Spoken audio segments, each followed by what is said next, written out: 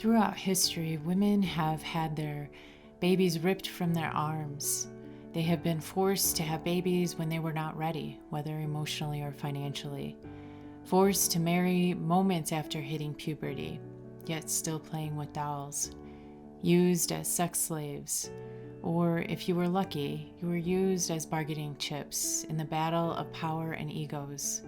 Brainwashed not to think for ourselves. I am more intelligent than you, so just follow in my footsteps and don't ask questions. But are they more intelligent, or have they just been able to use their physical strength, like a bully, to back women into a corner?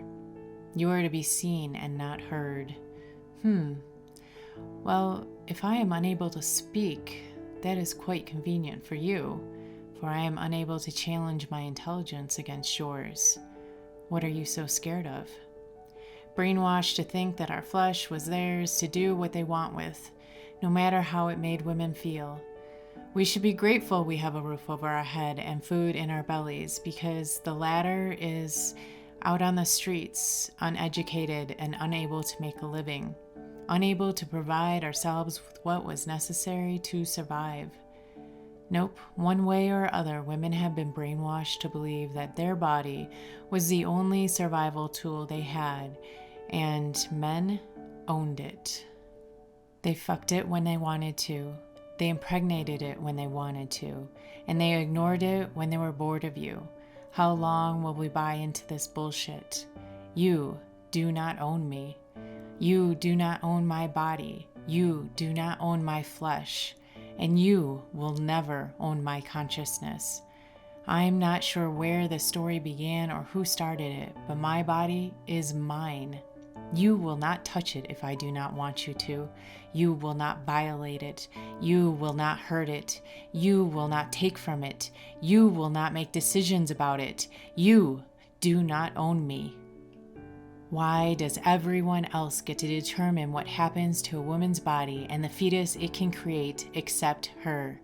Her body created that egg. It is made from her matter, her cells. Her body is what will transform those cells into a human form. And she is the only one who can decide if she is ready to bring another human soul into her world. Some talk of consequences, but the one who truly suffers when a woman is forced into motherhood unwilling is the baby. Through most of history, many women have not been able to truly make their own decisions about their bodies and their lives. Women have been at the whim of what men dictate since the beginning. You can only wear this. You aren't allowed to think that. You do not have a say-so. You are not allowed to learn. You are worthless unless I state otherwise. You will do what you're told, as if women were still children. Made to believe their only valuable asset was their body and everything else is inferior, unintelligent, and dramatic. Made to believe that women cannot make decisions for themselves. They do not know what's best for their bodies, their babies, and their lives. But why is it that men believe they know it better? The question arises whether a woman has the right to end her pregnancy or not. It's her body, but what about that unborn soul? Let's take a sidestep for a moment. The earth is made up of matter, and what keeps it alive is energy. That is a fact.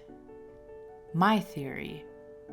Well, aren't we humans made the same way? Our cells, muscles, bones, organs, and tissue are made of atoms and molecules. Atoms and molecules are what make up matter, so the human body is matter, and our consciousness is what gives us life. Meaning our body is to earth as our consciousness is to energy. Energy can neither be created nor destroyed, so if our consciousness is energy, then it too can neither be created nor destroyed. So what happens to our consciousness when we die? I've talked about this before, but when a human is considered brain dead, the body can still be kept alive. The consciousness is nowhere to be seen. A physical piece of the brain has not gone missing, and yet our personality has left the building. Why? Where did it go?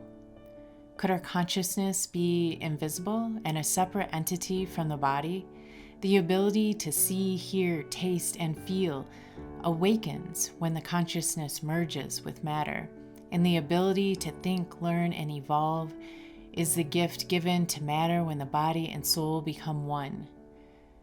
Think about this for a moment. Someone who dies and is on a donor's list, their consciousness has left the body, and yet the matter can still be kept alive in order to do a transplant.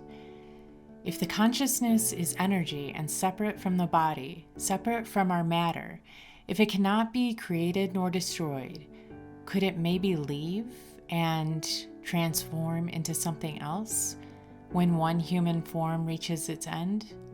Like all energy, it is transformed, ocean to clouds, to rain, to soil, to plants, animals, and humans. Some ask, is the embryo alive at conception? Well, a sperm and an egg are alive before meeting, but should that really be the question? If our consciousness is a separate entity from our matter, then shouldn't the question actually be, when does our consciousness, our soul, our energy enter that body, that matter, that fetus, that baby? After viewing the bigger picture, though, why does that even matter? Why does it matter when the consciousness enters its human form? If our consciousness is energy and it can never be created nor destroyed, if it can never die, instead, like all energy, it transforms into something else. A different human body, perhaps, born to new parents that not only want that little girl, but are overjoyed to bring her into their world. Does anyone ever really think about it that way? In nature, mother trees will either encourage or discourage the growth of their seedlings, depending on what the environment around them is like. Why do they do that? Well, mother trees are trying to give their young a better survival rate. If the environment is bad, then they don't want to encourage their seedlings' growth there. They don't want their seedlings to have to struggle to grow. And if their seedlings start to grow in an area that will be beneficial to them, an area where they can grow strong with a good chance of survival, then they will send them the nutrients they need to continue their growth. Abortion can be looked at in much the same way. A woman does not want to bring a child into a bad environment, into an environment that makes it difficult for that baby to grow into a healthy adult. Most mothers do not want to see their child suffer unnecessarily. Women want their child to not only survive, but to thrive and live a good life. Who wouldn't? But not every female is living in a good environment for a child. And no matter what you think about the female, no matter what your judgments are, if the environment is unhealthy, the one person who suffers the most is the baby. Sometimes that suffering goes on well into adulthood. Do you see what I see? What if an aborted fetus means another chance for that soul to have a better life, giving that woman a chance to grow into a mother she could be proud of? That's if a mother is who she wants to be. What if the question should be, can I provide a good life for a child? And even if I could, do I want to have children? If you were that unborn soul, would you prefer to be born to parents that couldn't protect you or give you the needed resources to help you grow into a healthy adult? Would you want to be born to people who didn't want you or into an unhealthy environment? The only reason they had you was because the law made them, maybe even resulting in abuse that no child should have to endure. Or would you prefer to be born to parents who wanted you? Maybe their life isn't perfect, but it is a healthy environment where you can thrive. You are truly loved, protected, and cared for, providing you a life that helps you become your best self. If I had the choice, I know who I would choose. There is more to this story than what has been told. There is more to think about than what we were shown. There is more to women than what most realize. I am allowed to think for myself. I am allowed to think outside the box. I am allowed to challenge old ways of thinking. I am allowed to think differently. I am allowed to be different. I am allowed to be me. I am smart. I am capable. I am a great student and a fierce leader. I can create, invent, and move souls. I am passionate, inspiring, and I will move mountains. I am worthy of many things, but most of all, I am worthy of respect and dignity.